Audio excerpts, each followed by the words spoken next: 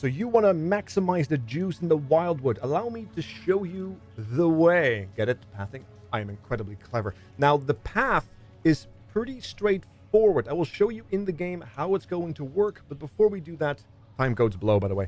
Allow me actually to explain to you what the reasoning behind this is. Now, we have been going at it for a little while, and we know for a fact that these screenshots we have been seeing, this one is from Scary Witness on Reddit, that these screenshots have a air of legitimacy about them based on our own personal experience and developing tactics around it, and those tactics actually bearing fruit. As you can see, it's a square, and these squares are slightly tilted, making it more of a diamond shape. People will say diamond strat, diamond whatever. And as a result, we have kind of figured out also what the max amount of distance is between each event and what the actual amount of maximum events are. So, flashbang, we have the diamond shape, and we know there's at least 4 events. I've never seen more than 4, and events referring to the events that actually explore or at least make the map more visible, right? So, for example, a vendor does that. We're not talking about the blue balls that make things visible or the extra fuel. Those are not events. We're talking about, for example, boss fights. Those are events. Or, for example, the giant carcass that gives you a bunch of blue juice, or the trees that are also part of the quest line. Those are big events. The Black Morrigan as well. These are events. And there's always 4 of them max as far as we have been able to verify. Now, the interesting thing is that it seems that most of them are somewhat relatively the same distance from one another, which is interesting. Now, of course, it isn't as straight and narrow as an actual line from point A to point B, because there's a lot of nooks and crannies, so the path you're going to have to walk is going to zig and zag.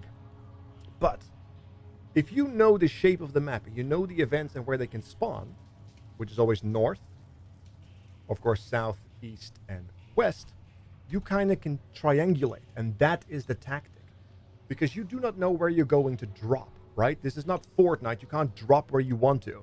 So if you drop in the middle, you don't know you're in the middle. If you drop on the sides, you don't know you're on the sides.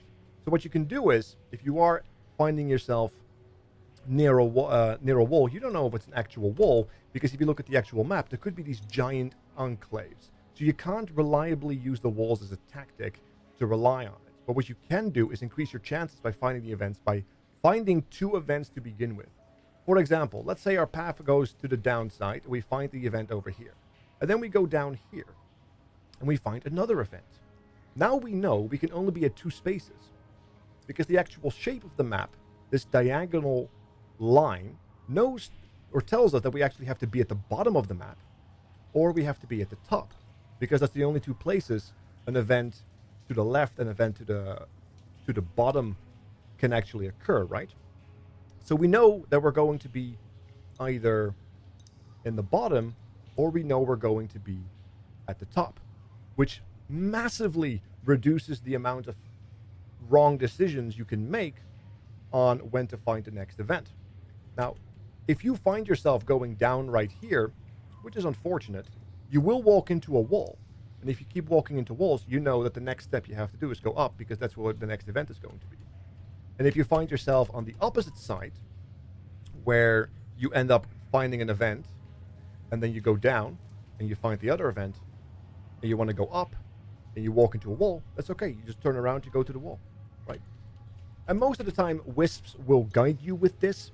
If you don't have any wisps, you can always find monsters, which are a good indicator. And just as a reminder, just because you find events, they are not going to guarantee you juice. There's still a level of RNG involved. But finding 3 reliable events is going to give you, of course, a massive improvement on your actual chances of walking away with enough fuel for the fight. So allow me to show you actual in-game what that looks like. So let's put everything we know to the test. If you don't want to spend maps testing, you can also go to the desecrated chambers and just hold down control after you're done. You can remake the instance and restart the Wildwood as well.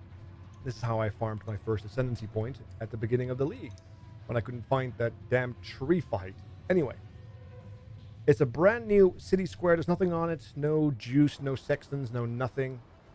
Just basic stuff. The Wildwood is always at the beginning. And we have to remember, be meticulous. It's okay to spend some time here. It's going to pay off.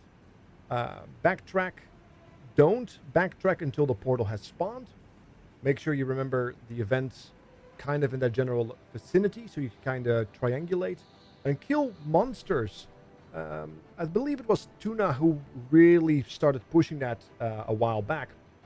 But yes, you want to kill as many monsters. The rares give a lot of fuel. They might actually give you most of the fuel other than the events themselves.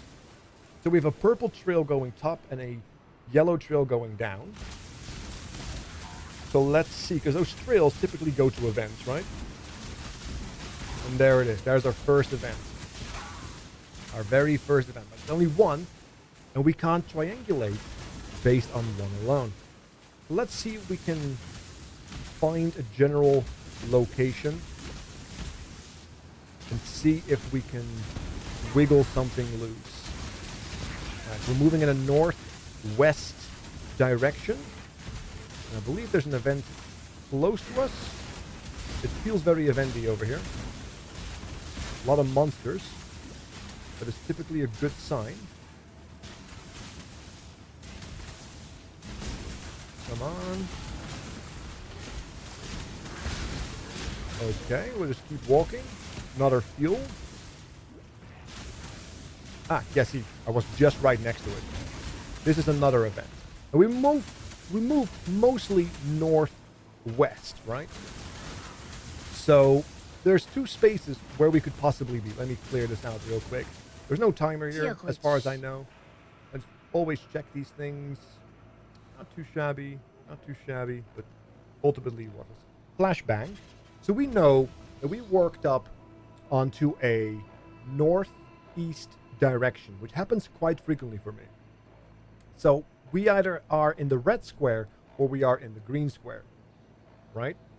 So let's see if we can find monsters or a trail that is not yellow that might indicate our path forward. Because if we're north, we have to move southwest to get where we need to go. It, however, seems like that might be a mistake. Or it is perhaps not, because it's just the weird, wiggly nature of the map. Judging by the fact that this is a bit of a dead end, I'm actually thinking we are at the bottom of the map now, so we had to go north. Which means we have to go in that general direction that I was shooting in at. Okay, so let's see if we can find that event. Let's see if the practice can be put into practice. And there it is. It's even a big boy. Now, if you want to get 4 events, you typically, well, in my experience, you kind of have to make sure you find extra fuel. I have never been able to reach 4 events without bonus fuel. Keep running. Come on. That's That's 3 events, 2 of which were vendors, which is unfortunate. One of them was the boss fight. And even though without backtracking we have only 3k fuel yet. So we went to the north after this fact. So we now know that the event that we're going to look for is going to be it's going to be on the east side, right? Unfortunately, we will not be able to reach it. But there you have it. We found 3 events, which is pretty much what you're supposed to find without additional fuel. And then you can just backtrack, right?